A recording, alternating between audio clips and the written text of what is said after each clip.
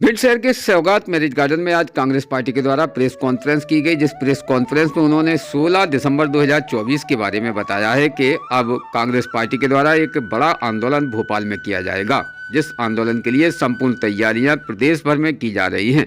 यानी कि भिंड जिले से भी कई वाहनों का आवागमन भोपाल के लिए होगा और भोपाल तक कार्यकर्ता बसों के माध्यम से पहुंचेंगे। आखिर ये आंदोलन क्या है और किस लिए ये भारतीय जनता पार्टी के खिलाफ में आंदोलन कांग्रेस पार्टी कर रही है, इस विषय पर यह नीतू सिकरवार प्रभारी के माध्यम से बताया गया है कि कांग्रेस पार्टी के बताए गए कई वादे अभी भी अधूरे पड़े हैं, जिसको लेकर ये कांग्रेस पार्टी का धरना प्रदर्शन किया जा रहा है। इसके विषय पर समस्त कार्यकर्ता बसों के माध्यम से जाएंगे। क्या कहा है जानते इस खास प्रदेश स्तर पर एक धरना प्रदर्शन कांग्रेस पार्टी के द्वारा जो सरकार है उसके खिलाफ हो रहा है। विशेष इसमें आवागमन कितने लोगों का है और ये धरना प्रदर्शन का विशेष मुख्य उद्देश्य क्या रखा है कांग्रेस ने? उद्देश्य तो सभी को पता ही है, विधानसभा घेराव है और जितने घोटाला कर रही है बीजेपी मेन तो सारी चीज़ें मेन तो वही उद्देश्य है विधानसभा को घेरने का। भ्रष्टाचार और ये सारी चीज़ें जो चल रही हैं यही है। विशेष कितने लोगों का ले जाने का लक्ष्य भिंड से ले जाने का? यहाँ से सभी कार्यकर्ता अपने अपने सबको जिम्मेदारी दी है, सब लोग ले जाएंगे जो जिस पे जैसी बनेगी। हमारे अध्यक्ष भी ले जा रहे हैं, 20 बस अध्यक्ष जी ले जा रहे हैं और हम भी ले जा रहे हैं, 20 बस हम ले जा रहे हैं और बाकी मुझे ज़्यादा लोगों का पता नहीं है। जो जितना जिम्मेदारी जो दी गई होगी सब लोग अपने अपने हिसाब से ले जाएंगे। मतलब कितने लोगों का लक्ष्य स्थापित किया होगा भोपाल पहुँचने में? संख्या कितनी होगी भोपाल में? लाखों की संख्या होगी बस। आंदोलन जो कांग्रेस कर रही है क्या ये सफल सक्सेस होगा? 100% कोई रोक ही नहीं सकता। भारतीय जनता पार्टी सरकार हिलाने में कहीं ना कहीं इसका लक्ष्य स्थापित होगा। वो अपना काम करे भारतीय जनता पार्टी, हम अपना काम कर रहे हैं, वो कुछ नहीं कर पाएंगे। आने वाला समय तो हमारा ही है। भारतीय जनता पार्टी तो चली गई, ये तो जनता समझ गई है, उनको चली गई। मध्य प्रदेश कांग्रेस कमेटी के हमारे अध्यक्ष आदरणीय जीतू पटवारी जी के आह्वान पर हम सब लोग 16 तारीख को जो जंगी प्रदर्शन और विधानसभा का घेराव है, विशेष रूप से 3 मुद्दे हैं: कर्ज, क्राइम और करप्शन। मध्य प्रदेश सरकार जब से मध्य प्रदेश में चल रही है, लगभग 4.25 लाख करोड़ का कर्जा सरकार पे है। और जहाँ तक क्राइम का सवाल है तो क्राइम पूरे मध्य प्रदेश में इस तरह से फैला हुआ है कि जिसकी कोई सीमा नहीं। सरेआम दिन में गोलियां चलती हैं, मकानों में आड़े लगा दिए जाते हैं, मर्डर हो जाते हैं। पूरे मध्य प्रदेश में आज की तारीख में बहुत बुरी स्थिति है लॉ एंड ऑर्डर की। आज की तारीख में मकान सूना छोड़ना निश्चित रूप से परेशानी का विषय है। और करप्शन का जहाँ तक सवाल है तो कोई भी काम मध्य प्रदेश में बिना रिश्वत के नहीं होता। इन्होंने तो सही पूछो धार्मिक स्थल भी नहीं छोड़े। आपने देखा होगा महाकाल पे पिछले साल जो है जून में आपका जो सप्तऋषि की मूर्तियां बनी थी, पूरा कॉरिडोर बना हुआ था। हमारे देश के प्रधानमंत्री आदरणीय नरेंद्र मोदी जी आए थे उसका उद्घाटन करने के लिए। वो एक हवा के झोंके में 6 सप्तऋषियों की मूर्तियां खंडित हो गई। उनका सारा का सारा काम गुजरात से हुआ था और वो लगभग 700 करोड़ का प्रोजेक्ट और हवा के झोंके में ऐसे ख़त्म हो गया। इससे अंदाज़ा लगा सकते हो कि भ्रष्टाचार चरम सीमा पे। ऐसे ही एक मालवा रीजन में एक बांध जिसको पूरा 1 वर्ष भी नहीं हुआ था और ऐसे ध्वस्त हो गया। 100 करोड़ का बांध 300 करोड़ पर पहुंच गया, ध्वस्त हो गया। तो इससे अंदाज़ा लगाया जा सकता है कि करप्शन कितना बुरी तरह से बड़े लेवल से और छोटे लेवल तक कोई भी व्यक्ति करप्शन की वजह से सुखी नहीं है। तो देश में जब इन्होंने प्रदेश में चुनाव चल रहे थे तो इन्होंने जो है तमाम वादे किए थे। हम किसानों को 2700 रुपये गेहूँ का देंगे, 3100 रुपये धान का देंगे, 6000 रुपये उसका देंगे सोयाबीन का।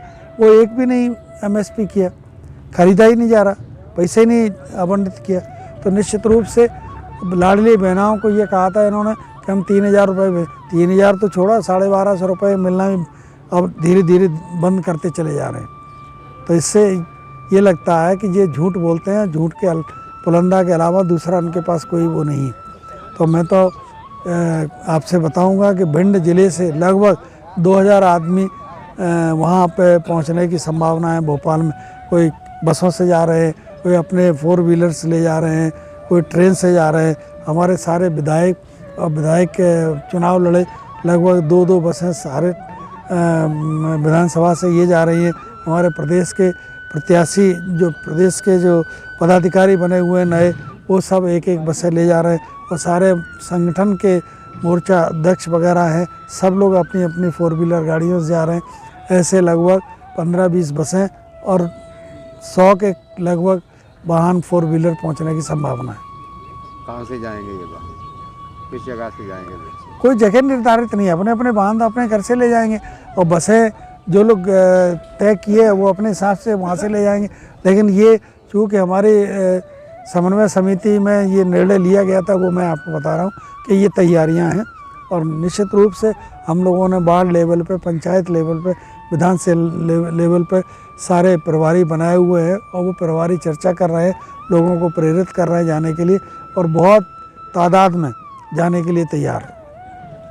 16 तारीख को करने जा रहे हैं। पूरे कांग्रेस के कार्यकर्ता उस घेराव को करेंगे और माननीय जीतू पटवारी साहब, उमंग सरकार साहब के नेतृत्व में हम वो घेराव करने जा रहे हैं। और जैसा कि जब घोषणा पत्र जारी किया भारतीय जनता पार्टी ने, जब चुनाव हुए, तब कहा गया कि हम किसानों की जो समर्थन मूल्य पर गेहूँ 2700 रुपये खरीदेंगे, धान को 3100 रुपये में खरीदेंगे और सोयाबीन को 6000 रुपये समर्थन मूल्य करेंगे। 1 साल सरकार को हो गई है, आज तक उन बातों को लेकर सरकार ने कोई कदम नहीं उठाया है।